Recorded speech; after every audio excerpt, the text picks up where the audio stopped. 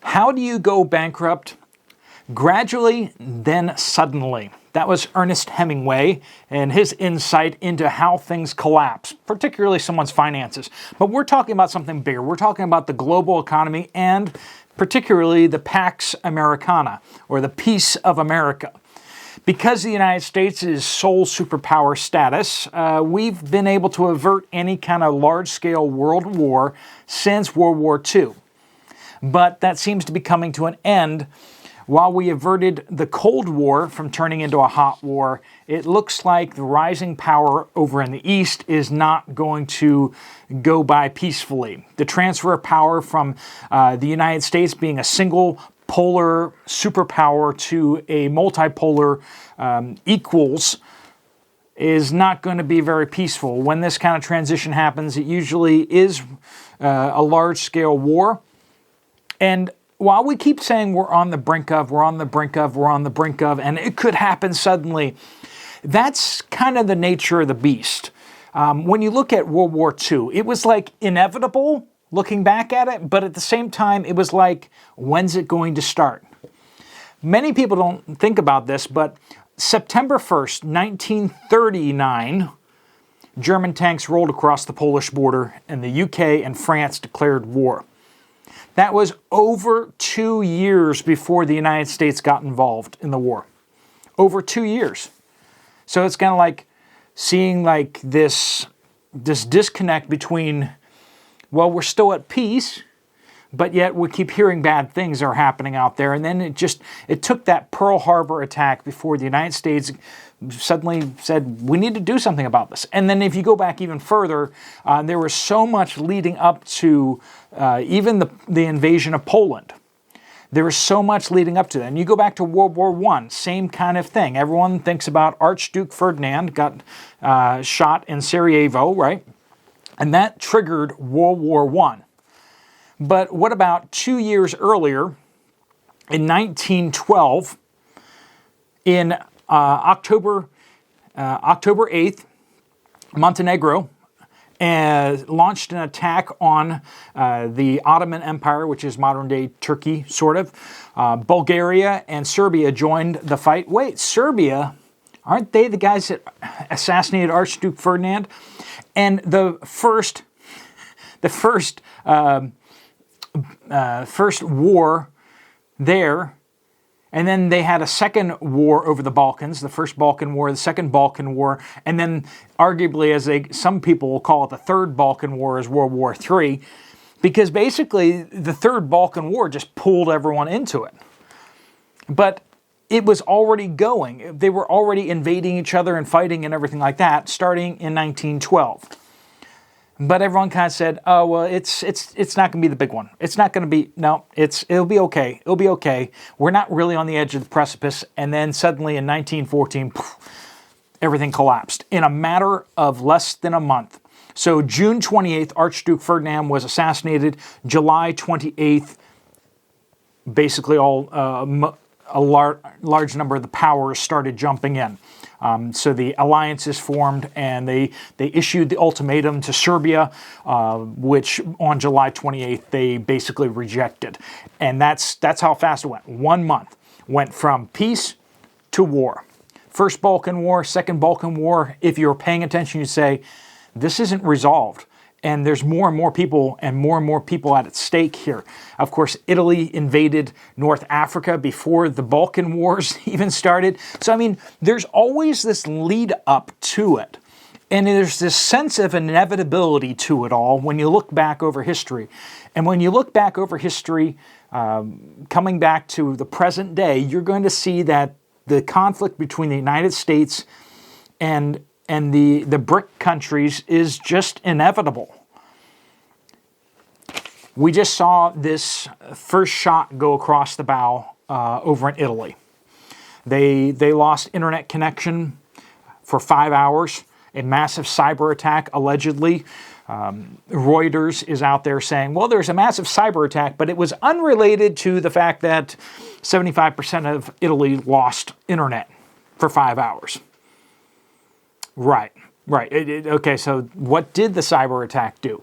What was this ransomware that attacked servers and you're saying it didn't correspond with the thing that happened at the same time that had the effect of...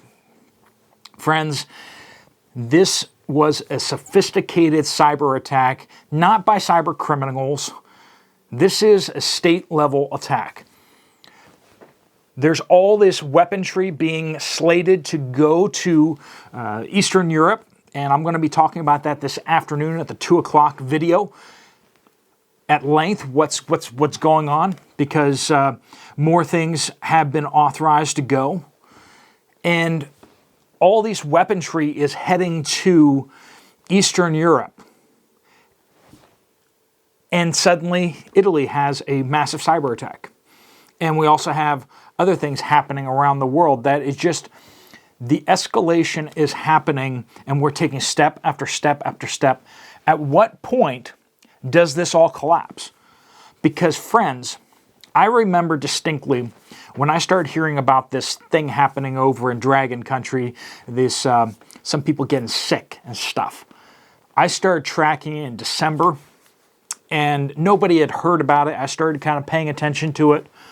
And then when I started seeing what they were doing over there in response to it in January, I was like, this is a big deal. They're saying that the contagion rate was just off the charts, that even though they're wearing protection and everything like that, just everybody was getting it. People in full kit inside the hospitals were getting it. That kind of tells you that this thing is not really something that's going to be stoppable. And when we started seeing some cases in the U.S., it was just like, you just draw the line out. See, the thing is, most people don't have the time, don't have the knowledge, the general scope of things to draw the dots out. Because most of the time, it's not really useful to draw out the dots. They just kind of go along with the flow because they'll find out when everyone else finds out. I remember I was at the grocery store buying everything I needed. And it was a week and a half later that the orders came down and everyone lost their minds. I remember actually when I was at the store loading up my car, I was like, why isn't anyone else here doing this? Like, this is... And I got to the checkout, and then there, a couple people were like looking at me like a little weird. And I was just like, I was not nearly as prepared back then as I am now. But I was like, I need to buy a couple months of food because I don't know if I'm going to be able to go back to the store. And because I saw what was happening over there in Dragon Country, I'd connected the dots. And a week and a half later, everyone lost their minds.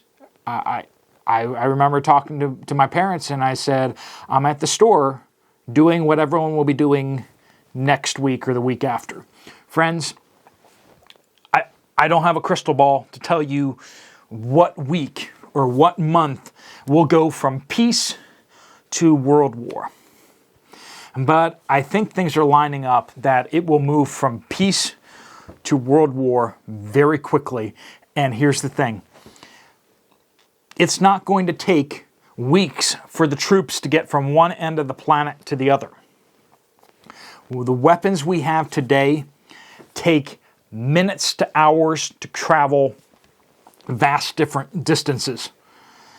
Civilians far behind enemy, behind the front lines are part of the battle and are targets. Are legitimate targets in today's thing. If you're near a military base, even though you may be in the continental United States, you are a target. Maybe not an intentional one, but you are at threat. You're in danger by your proximity to these targets. The United States military is much more susceptible to attack than people give it credit for. The development of hypersonic weapons. These weapons can cross from outside the air identification zone in Canada to over our launch sites, over our nuclear missile sites. The ones that may have just been scanned by low altitude LiDAR. The geography mapping that is extremely, extremely accurate, that can detect any kind of bumps, can go through vegetation. needs to be done at low altitude by something slow moving like a balloon. We use balloons to map out Mayan ruins underneath the jungle canopy down in down in Central America. That's what they're doing. And suddenly a blimp comes floating across, and people are like, well, they could do all that stuff from satellite. No, they can't. You can't do that stuff. You can't do that mapping from that high up. You have to come down really low, and you have to go really slow across the ground in order to get that type of mapping. And you need that extra detailed mapping if you're going to have hypersonic missiles skimming the Earth.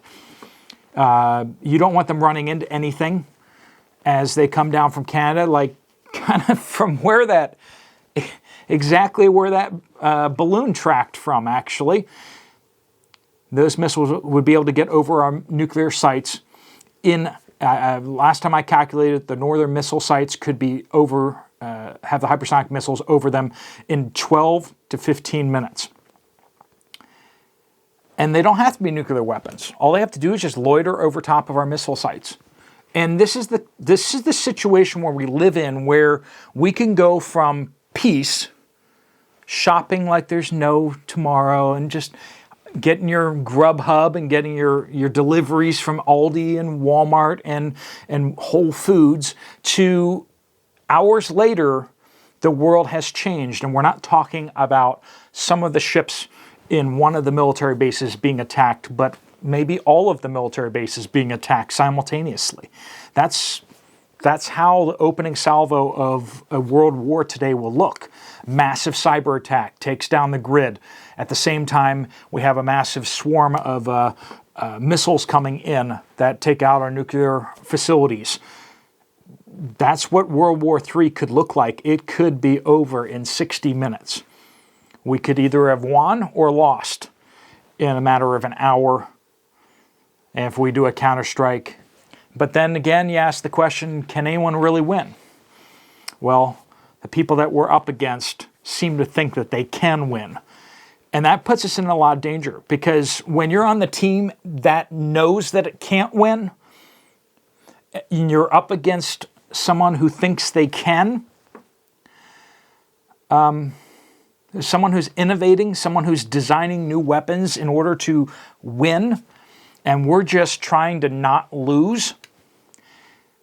Friends, it's like we're on the wrong dodgeball team, okay? We're on the tug-of-war team, and we're getting pulled towards the edge. And the balance of power in the world is shifting. The United States has squandered its wealth on luxuries and graft and giving money away to everybody on the planet and refusing to defend itself. We defend everyone on the planet, but we don't defend ourselves. We have some very real threats on the horizon. And how will this collapse happen? How will global peace collapse? Slowly, gradually, and then suddenly. Friends, that's why we say be ready, because your trip to the grocery store could be your last. You don't know what's going to happen next week, the week after. When craziness hits the grocery stores, when everybody runs to those stores, you probably don't want to be there. When the cough hit, I didn't go to the store. I was already ready. Friends, are you ready? Because, I don't know, maybe you got another 6 months. Maybe you got another year. I don't know. Maybe you got a week. Maybe you got a couple days. There's a lot going on in the world. There's a lot of things moving, but the inevitability of the crisis is written out in large letters as plain as day to anyone who will connect the dots. Friends, we're just going to have to survive the new normal. Whatever this new normal is going to be like, we're going to have to survive it. Some won't survive it. That's the nature of the beast. People pass away in hospitals every day from coincidences and such. But there's an SHCF happening every day for individuals. People are having crises all around us every day, but societies have these major crises. People got through the Great Depression. They had to adapt and change their lifestyle significantly to do so. And we will probably have to adapt and change our lifestyles significantly to get through what's coming as well. All right, folks, if you found this video useful or helpful, you might want to check out this other video from me right here. I'll see you over there, or I'll see you later. Steve Poplar out.